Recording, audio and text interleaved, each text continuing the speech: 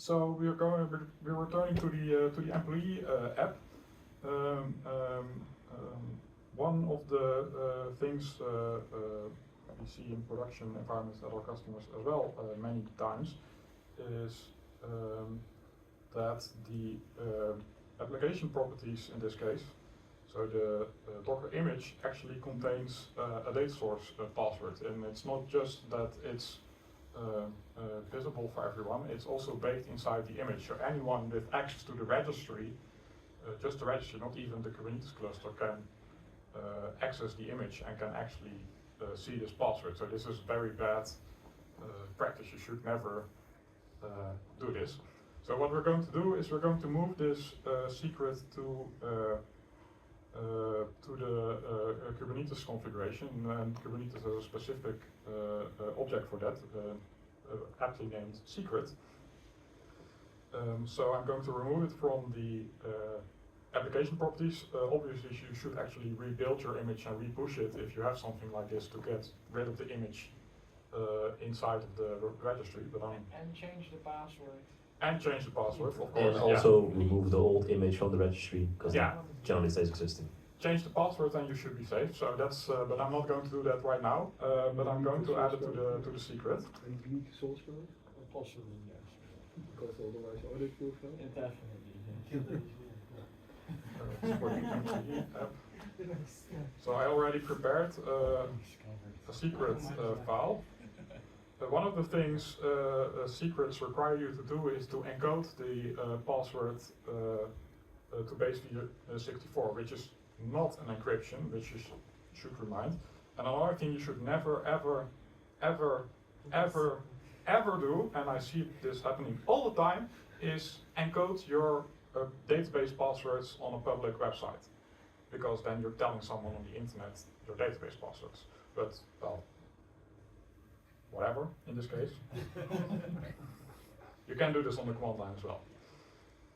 That's the proper way of doing this, or something locally, whatever, and not on a public website. Can you demonstrate that as well? IntelliJ can do it for you. You can do ChatGPT is better. Hey, why does it not work?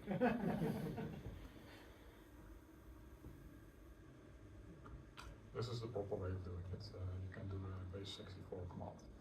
So I copy this to the secret. We've already prepared a mount, so this just like the volume we made before, this secret is actually mounted as an application properties inside the user-config folder, and that's a folder in which Spring Boot will look for configuration. This may obviously depend on what you're running, and but the app should pick up the secret right in some way. You could also add secret as an environment variable. There are many ways of doing this. We're doing this. So if I change this, then we should reapply this.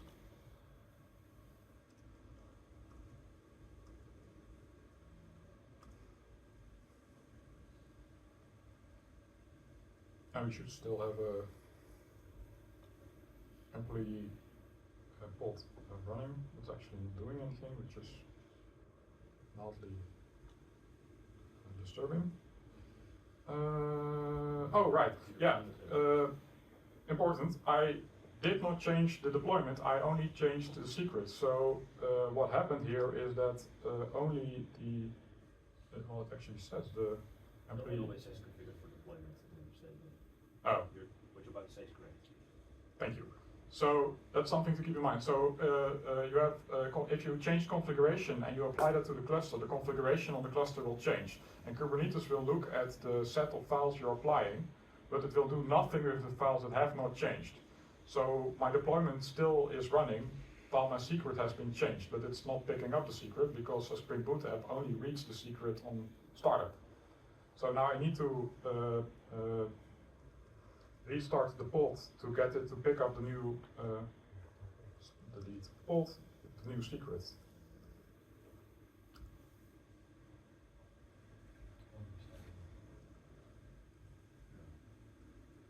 I usually believe that there is a proper way to restart protocol? Yeah, you can start, you can call k deployment restart and then the name of your deployment and it will restart and you it's actually rollout, it's not restart, it's rollout deployment.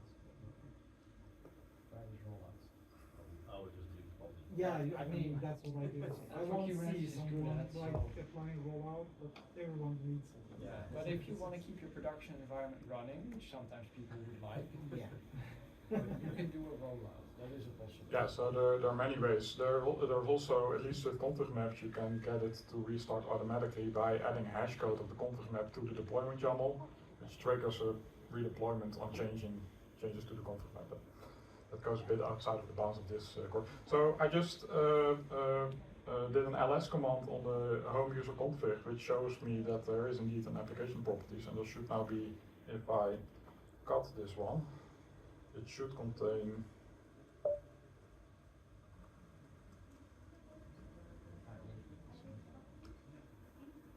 Yay, it contains a password, right? So now the secret is mounted on the app, which is a lot safer than having it in the image. And with that, we're ending, or we've come to the end of our workshop.